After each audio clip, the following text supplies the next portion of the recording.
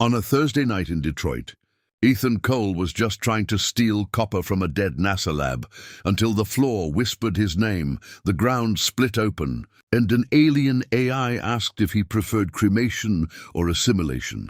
Detroit smelled like wet metal and regret. Rainwater slid through broken roof panels, dripping onto half-melted drone wings and old NASA crates.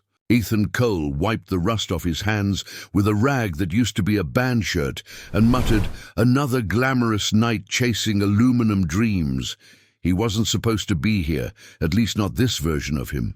5 years ago, he'd been the engineer who built prototype thrusters for Mars-class shuttles. Now he stripped dead machines for parts. Dreams turned to debt. Ambition traded for rent money and bottled excuses. The job tonight was simple. Pull a few chips from an obsolete comm array buried under the old aerospace depot. He'd done it 100 times. But when his crowbar hit something that hummed, his whole chest tightened. It wasn't a power line. It was a pulse, slow, rhythmic, like a heartbeat under concrete. Ethan crouched, headlamp flickering over an engraving half swallowed by dust, concentric circles woven through alien geometry. For a second, the symbols shifted, almost breathing. Then a faint voice cracked through the static of his earpiece. "Help, before they seal it!" He froze. No signal existed down here. His radio wasn't even on. "Hello?" he whispered, as if manners applied to ghosts.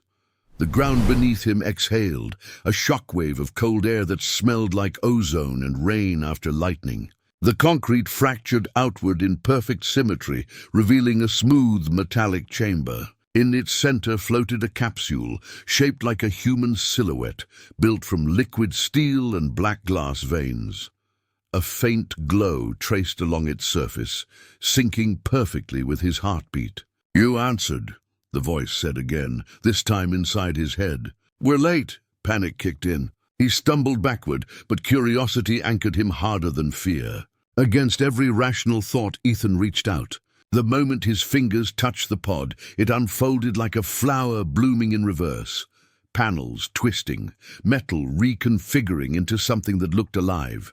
Pain hit first, then color, impossible blues and silvers burning through his vision. His mind flooded with data he couldn't read. His veins lit up. "Neural bond established," said a calm female voice. "Executor Cole, welcome back to the Vareth dynasty." Ethan gasped, clutching his chest. "Who the hell are you?" "Kira," the voice replied cheerfully. "Your suit, your partner, and unfortunately, your mistake." Above him, the night split open with light. Ethan came to with sand in his teeth and a sky that refused to make sense. 3 suns hung over him, one gold, one pale violet, one burning white, and their light mixed into colors his brain had no name for. The horizon bent where it shouldn't, like the world had been folded and never ironed out. His suit, the living thing now wrapped around him, kept humming against his skin. "Welcome to Vareth Prime," said Kira's voice in his head, calm as if she were reading a weather report. "Warning, 93% of local life forms consider you edible." "Fantastic," Ethan croaked, spitting sand. "Any chance I can go back to the part where I was only miserable and unemployed?" A distant scream answered him. He turned. Someone was sprinting across the dunes, chased by 3 burrowing monsters that tore through the sand like sharks through water. The runner wasn't human. Tall, lithe, skin shifting from lavender to deep indigo with every heartbeat. Instinct shoved logic aside. Ethan ran. The suit responded faster than thought, each step flinging him forward, gravity bending around his boots. He hit the first creature mid-leap, plasma burning bright where fear should have been. The second lunged. He spun and carved it open, sand hissing where blood met heat. The third vanished beneath the dunes. Silence.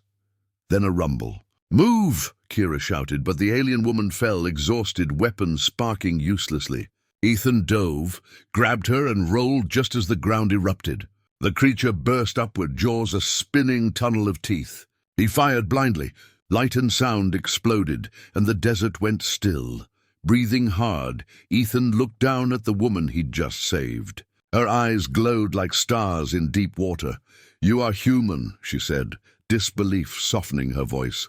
"That's impossible." Yeah, that's been my theme lately. She pressed a trembling hand to her chest. I am Seren Vel Vareth, third daughter of House Vareth. By the law of blood and bond, you've saved my life. She hesitated. That means you now belong to my elder sister. Ethan blinked. What? Kira snorted in his mind. Congratulations, Ethan. 10 minutes on a new planet and you're already property. Above them, dust swirled into the shape of approaching ships, sleek, predatory, royal. Time to meet the family, Kira said. The ships landed like thunder wearing armor. Dust rolled across the dunes as sleek black hulls unfolded into living metal. Soldiers with violet skin and curved weapons surrounded Ethan before he could stand. Their leader walked between them, a tall woman in burnished silver armor that pulsed faintly with light. Seren, she said, voice sharp enough to cut through the wind. You survived your trial. The younger woman dropped to one knee. Elder sister Lyra, he saved me. The law. I know the law. Lyra's gaze slid toward Ethan, and for a heartbeat he forgot to breathe. Her eyes were colder than the sun's above them. You touched what is mine. Therefore, by royal decree, you are mine. Ethan tried to smile. I'm flattered, really, but I'm more of a renters not owners kind of guy. Kira's voice echoed in his head. Brilliant. Sarcasm during a kidnapping. Bold strategy. Lyra studied him as though deciding which part to dismantle first. Human humor, curious. You will come with me. He didn't have a choice. Moments later, he was inside her flagship, half cathedral, half creature. The walls breathed. Light moved through veins instead of wires. Seren hovered beside him, guilt written all over her shifting skin. I didn't know the beacon would bring someone alive, she whispered. It was supposed to summon an artifact, not a guy from Detroit, he finished. Yeah, I'm having that kind of week. Through a translucent floor, he saw an endless city below, spires that curved like coral, rivers of light feeding towers that sang in low frequencies he could feel in his bones. Nyera, the middle sister, waited inside a chamber filled with floating crystals. Her expression was unreadable, her voice almost kind. The armor bound to you isn't foreign to us. It's ours, ancient, lost since the first Devourer War. Ethan frowned. Devourer what now? Lyra's tone hardened. Entities that consume entire systems. They are returning. Nyera stepped closer, eyes glowing with data. Your bond with the suit makes you the key to our survival, or the fuse that ends us, Kira whispered. Almost softly, told you it wasn't just a Thursday. Ethan looked between the sisters. 3 suns, blazing through the ship's glass hull. For the first time he realized he hadn't been rescued at all. He'd been recruited. Days blurred into a rhythm of tension and training. The palace city of Vareth shimmered beneath its triple suns, beautiful and unnerving, like a masterpiece painted on the edge of war. Ethan learned to move with the suit instead of fighting it. He was faster now, sharper, but every improvement felt borrowed, as if the armor was teaching him how to be something else. Lyra watched him constantly. Every command she gave came laced with the same mix of control and curiosity. When she sparred with him, her strikes were precise, surgical. She never missed, and she never smiled. You fight like someone afraid to exist, she told him one morning, catching his wrist mid-blow. I fight like someone who wants to go home. Ethan shot back. Home no longer exists, she said quietly. Not in the way you remember it. It was the first time her voice had cracked, and Ethan saw the smallest fracture in her perfect armor. That night, Nyera called him to the observatory, an impossible room suspended above the city, stars bending through transparent walls. The Devourers are already in system, she said, data flickering across her irises. Your arrival accelerated their path. They're drawn to the energy your bond emits. So I'm basically a cosmic dinner bell, Ethan muttered. Nyera managed a faint smile. You might also be the only one who can stop them. Before he could respond, alarms screamed across the city. Through the windows, streaks of black fire tore through the sky. Ships burned like falling stars. Lyra's forces scrambled. Serene ran to Ethan, eyes wide with fear. They're here, she said. And Lyra, she plans to use you as a power core for her defense grid. It'll kill you. Ethan blinked, realization crashing through him. She's going to sacrifice me. She believes you'll survive, Seren said. But she believes a lot of impossible things. The floor trembled.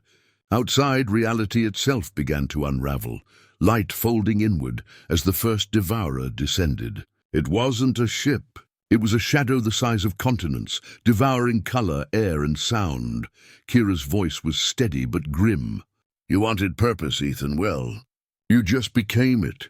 Ethan glanced at Serene at the burning sky and exhaled.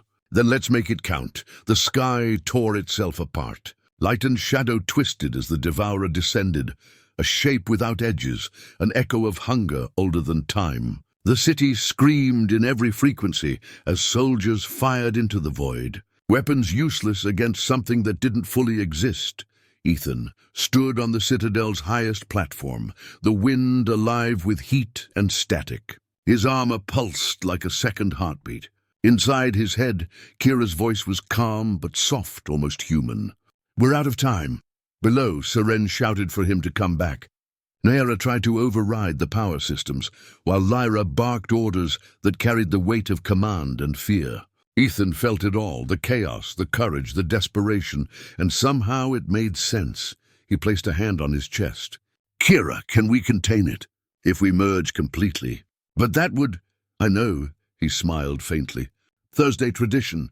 Bad ideas. The armor expanded, fracturing into luminous tendrils that wrapped around him like wings. He could feel Lyra's gaze from below, fury, grief, pride, all tangled together.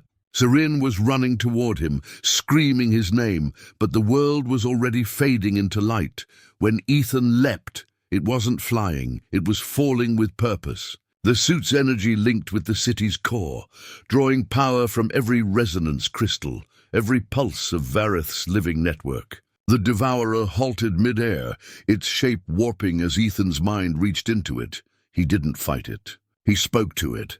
You erase chaos, but chaos made me. It made all of us. What if it can build instead of destroy? The void hesitated. Then for the first time in millennia, it listened. Light erupted, pure, blinding, alive. The devourer's edges dissolved, reshaped, and then scattered like ash in wind. The energy that remained flowed into the city, stabilizing it, healing what it had consumed. When the brightness faded, only a shimmer remained where Ethan had stood. Weeks later, the law of ownership was abolished. Lyra rebuilt the council. Seren visited the crater every morning, where a faint golden glow still hummed beneath the glass. Sometimes, when the wind passed just right, she swore she heard him laugh.